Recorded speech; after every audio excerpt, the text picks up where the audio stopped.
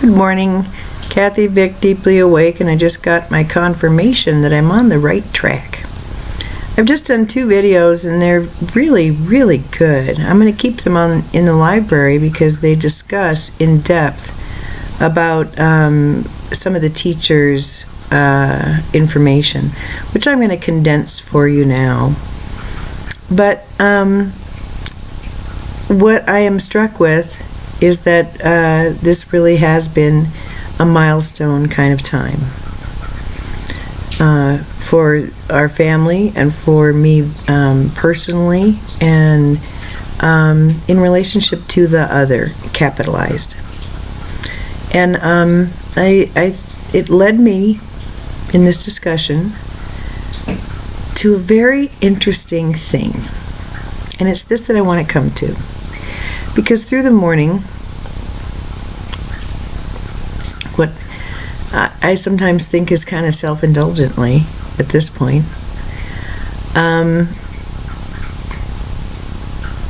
but I kind of feel like it's almost over, 1:11.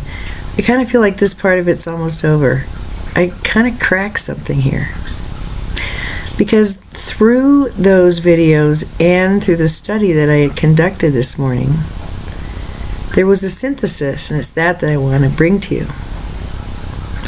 I looked at my natal chart because it has been being brought to my attention quite frequently that I should take a look at it and look for what's in retrograde. And it's like this insertive thought. I can be thinking about all kinds of things, and boom, there it is. Oh, okay. Yeah, I'll get to it. And there's kind of a hee when they say it. Okay. So I get to looking. 40. Uranus, Pluto. That's a generational thing. Venus. Mercury. No, Venus isn't in retrograde. No. Mercury. And there's one other one. A big one. So I looked at that and thought, oh, okay. So I did some research on what perfect kind of article, what this this does to a personality structure, or to a how a person behaves or thinks, because that's kind of what astrology is. And it said that these qualities are then amplified in that person usually. And mine were really just testaments of, you're going to doubt yourself quite a lot. You're going to wonder. Wow. And I really have struggled very fundamentally with doing it wrong or doing it right, and perfectionism, and just being afraid, and being timid, and not really owning my life, not really feeling like, I don't know, that soundproof boost stuff. It's an odd thing. I know I'm not alone with this, because Dolores Cannon talked about the first wave, and that this is a very common feeling among us. I mean, you can look at it, and you can look at mine and be kind of impressed. And I don't know, it's like... But I mean, I have some gaping wounds in mine, so you can see that I've kind of been through a war or two. Well, that's good. It's a badge of honor. You always come to the other side. It's cool. And the thing is that,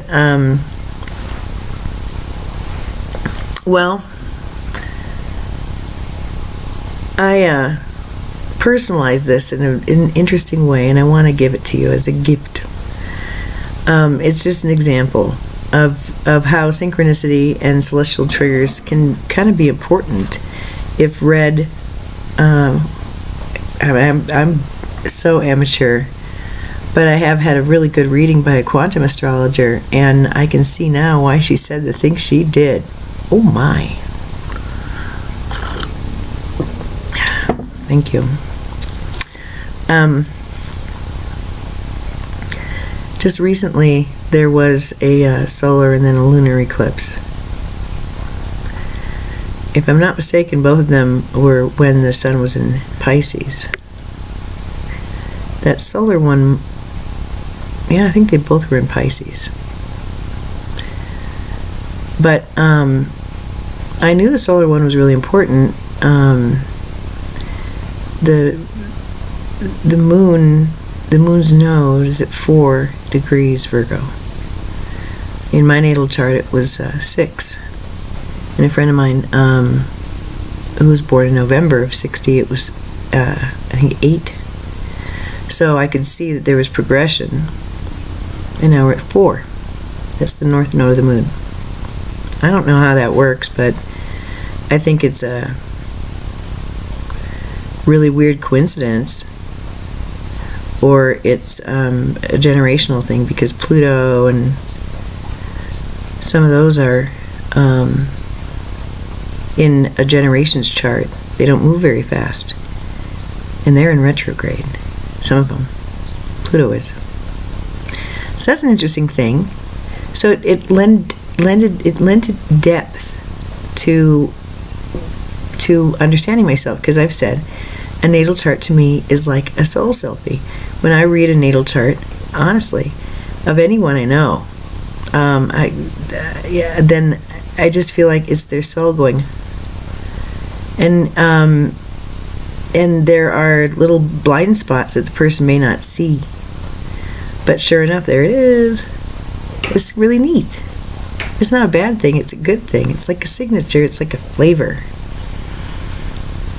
And so I don't know if it's entirely wise for me to say, yeah, well, I think the whole thing just needs to be junked.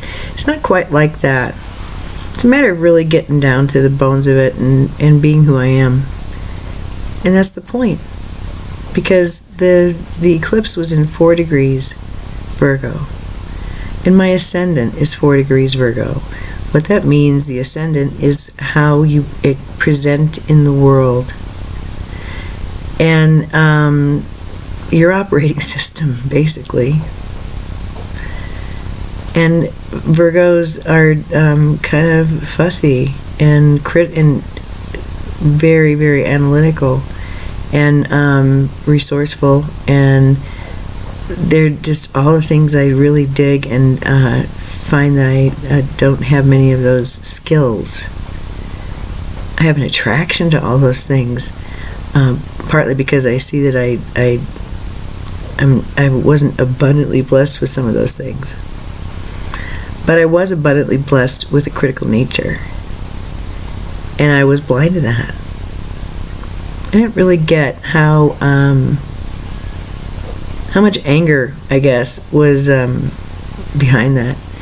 And this thirst to understand why. And it led to first being kind of riddled with self-doubt as a person, and just in pain a lot of the time psychically, because it just was so much and I didn't really know.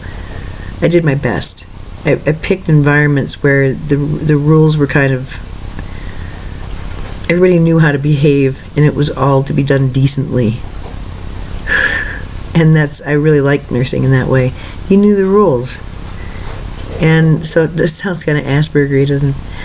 But it also sounds really Piscean. And I like that better.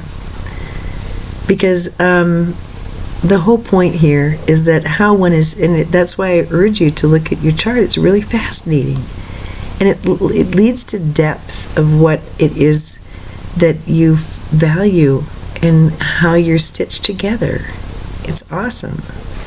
You can honor yourself then, because those things don't lie.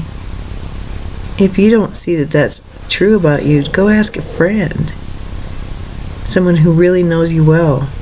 They'll say, oh yeah, that's dead on. That explains a lot. Wow, that explains a lot. Like that. And I was riding up the elevator and I realized, wait a minute, that Pisces Sun eclipsed the moon, right? When it was at 4 degrees Virgo. I could be wrong about the specifics, but that's the idea. The sun was in Pisces, and it was either for the solar or the lunar eclipse. There was a 0-4. I'm going to let that speak to me. This critical nature, this need to know, the fuel for ascension. Well, I think it was overtaken by the mystic, by the spiritual, by the process. And I talked about that the magnetics were such that you could have a full reset where entire personality structures could fall. No longer applicable. And I know this has been a time of radical change. And last night my son was talking about the second tattoo he's going to get. Beautiful symbolism to capture actually this time in his life, which he considers a time of rebirth and regeneration. And I think that's really quite poetic, because it feels that way to me too. And no one is letting us, no one is guiding us there. I'm not getting a certificate in the mail or in person. It's a natural process that was bound to come to this conclusion, given many variables. But timing is perfect and everything's perfect, and it just is what it is. And I think I've been really hard on myself. I think that people have heard that, and I really want to explain why. I'm really pretty clean in my relationships. I may be quite cold or disengaged, but when I do engage, I am clean. I'm not out to hurt anybody. And I don't lie, and I don't manipulate. I don't do a lot of those things. So it always is a little bit hard for me, because other people, that's their currency. So it just turns out they don't understand that they don't have to do that with me. And so it's kind of weird to get used to. And a lot in my personality has changed since 2012, and I've documented that, because in this last year has been an intense change. One of the reasons I can see in retrospect to switch to video at this particular time, was to capture the physical changes and the change in thoughts and countenance. So I'm going to just let that be. It's one more metaphor. It's one more assist to bring this closer to home, because this morning I woke up and I felt like the words I had were, it was more of a body sensation of just knowing there was enough of everything, of me. This is something that's been coming through a lot. It's probably one of those phrases that my friend Norma threw at me, not knowing how important it was to become. But I'd asked her about my money situation, because I could never really figure that out. She said, when you know you're enough, you'll have enough. Oh, okay. Wow. I've been playing with that one forever. Well, am I here yet? Am I here yet? Not quite. It's the removal of self-doubt. It's the acceptance of self in a way that one would accept someone you're in love with.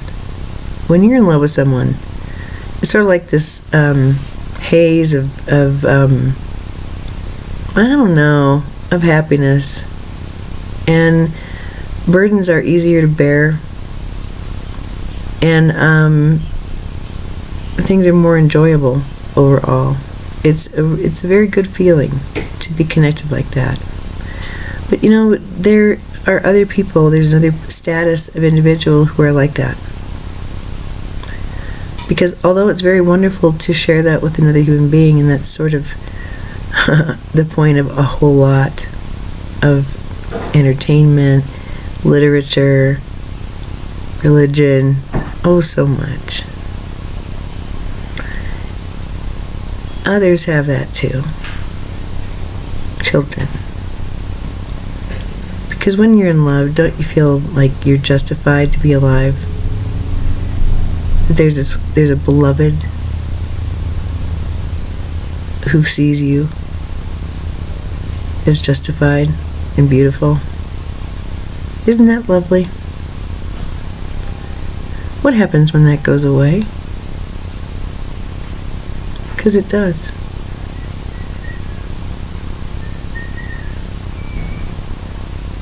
Well, I finally realized that's after you've had such a like velvet experience, you turn the light towards self. You do that for yourself. Would you let anybody treat your beloved disrespectfully, accusingly, or put them in a situation where you know they're going to come to harm? Would you do that with your beloved?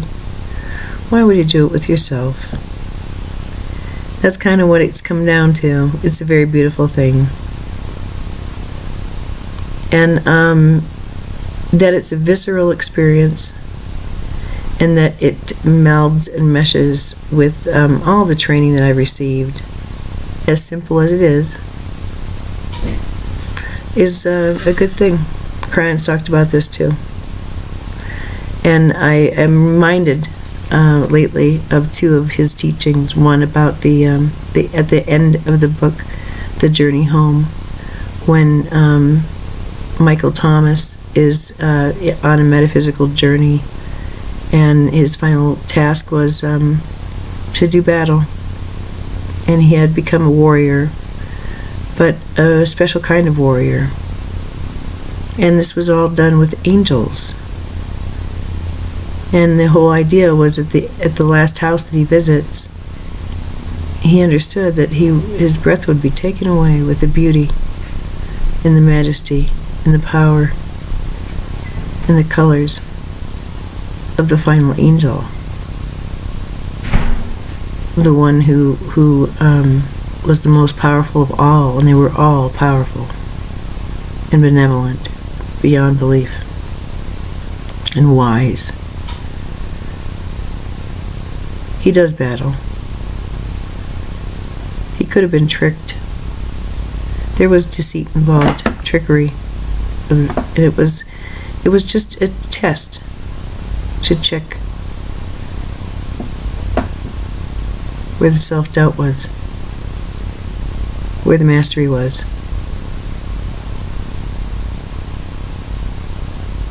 Where the countenance was. And it was a cooperative test. He passed and went on to the last house, to the final angel. And it was brilliant beyond belief. You're going to have to read the book to really get the picture. But the last angel came down the stairs, brilliant white, just beyond beautiful. Like nothing he'd ever felt or known. And he looks in the angel's face, and it's his own. He returns to his life, but he's forever altered. He acts differently. He thinks differently. He loves differently. And his circumstances change too. It's a beautiful story for this time. There's so many. I love his parables. But the one about woe and the door too, just I'm reminded of that. That there's a door he just tried to get through. And the door said, yeah, you can do it. And he kept trying to do it. The door had said, because beyond was everything. In his wildest dreams and his fondest hearts. And you have to go through the door. And he didn't understand at first. But then he finally went through the door. to something more. And for me, that path was one of relationship, of disordered relationship, and I've worked on things like the behavioral aspect of all of this, and kind of showcased my self-doubt. And I would like to end by saying that this is a lot, it really does turn out to be the practice of non-attachment. You know, the ability to rise above and see a situation as karmic, or and to just hold everyone harmless. That's an important practice, I think. It's hard to do in the moment, and I don't know if it's appropriate to do in the moment. But it's very nice to have that skill and that willingness, and I think it helps everyone, because at least, even if I don't speak it, I'm giving it away. But sometimes that level of forgiveness is very hard to achieve in the moment, and instruction is what is called for, or sometimes self-defense. But you know, I think that what we're seeing overall is we are confronting this monster that's lurking around. Have you noticed? The United passenger, I think he stands as testament to, I loved when his attorney said, it's not just airlines that are guilty of this, it's corporate America that needs to treat us with respect. Wow. Wow. It's very nice, and it signals a new time, and I'm glad to see it, rather than despairing that, oh my God, life is getting so crazy. No, this is the end of it. It's hit a pitch, and so strap in. It may be a bumpy ride, but it's gonna be fun, and it's gonna be definitive. That's what's going on, is it's so definitive now. And this morning, this wide expanse of white, and this comfort of knowing I'm enough, knowing it, regardless of what anybody says or does.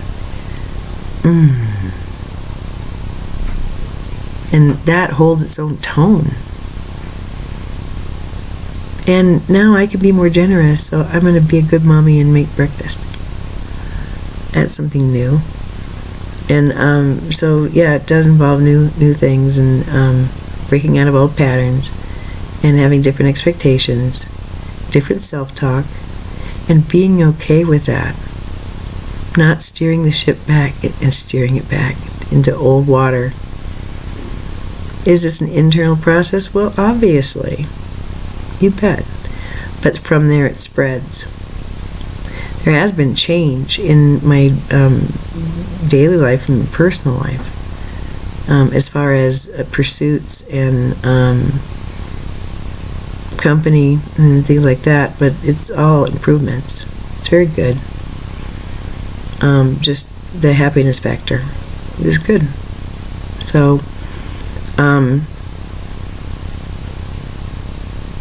there's still a little bit of, or was, swells, emotional swells of suffering from just kind of finishing up and feeling really bad, kind of rotten about how I've behaved in the past too, and just kind of being done with it.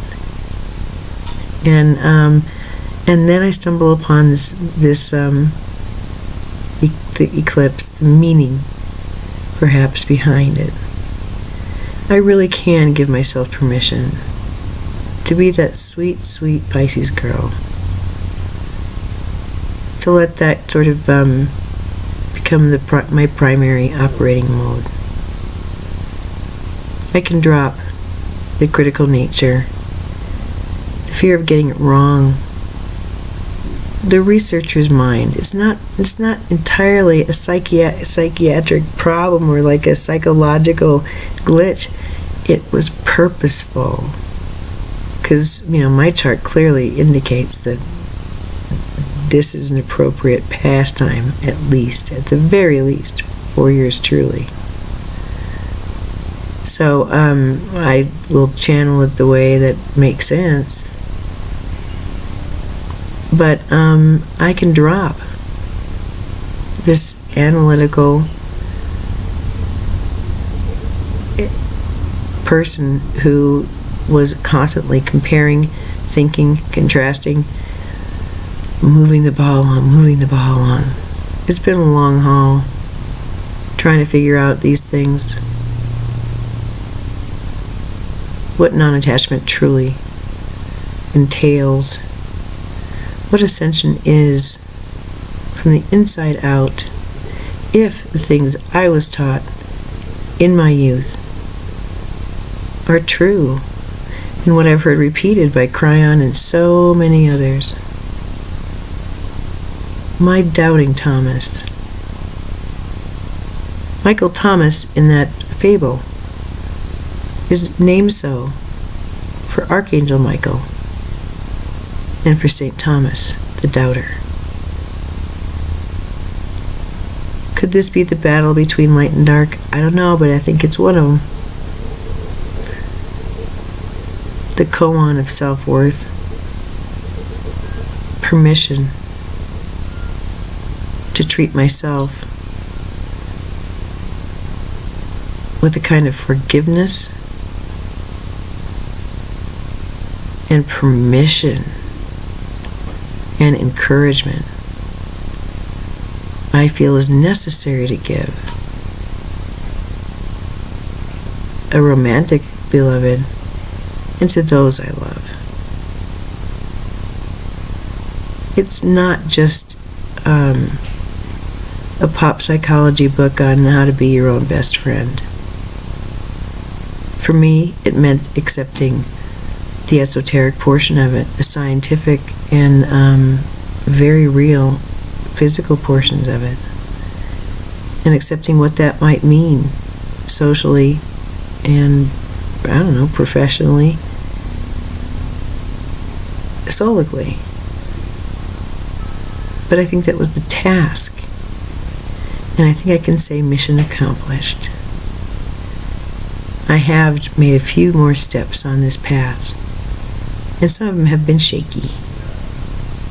But I know I'm on different time. And so I come simply as a canary, giving you love and encouragement, I hope. We move beyond wanting to understand why there's suffering.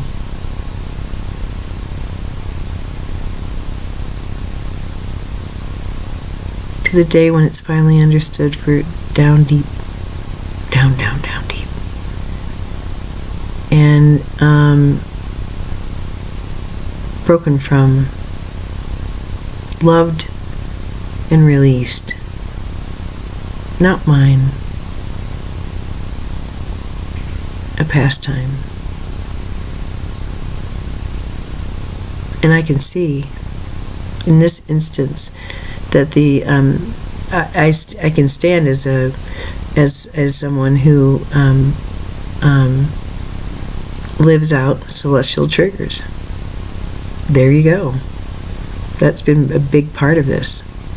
And it's always after the fact that I figure it out. That's what makes it so much fun.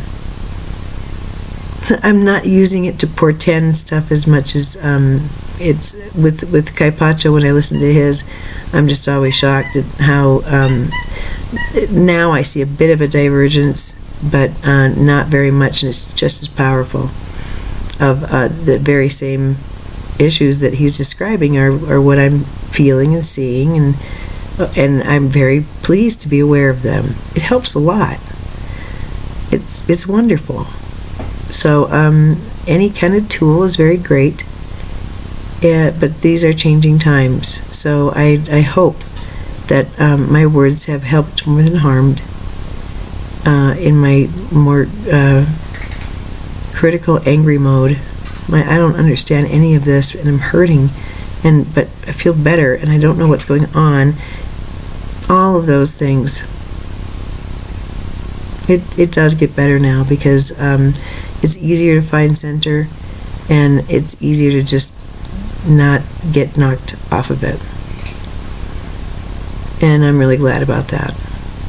That comes from knowing I'm enough, and knowing that I just have a different, things are different. And it has to do with self-worth. So, it may be a simple song, but it's a profound one. And that's really all I have to say. I hope that you're having a spectacular Saturday. I'm going to go have some fun, and I'm going to make my son some food first, because I'm a good mom. All right.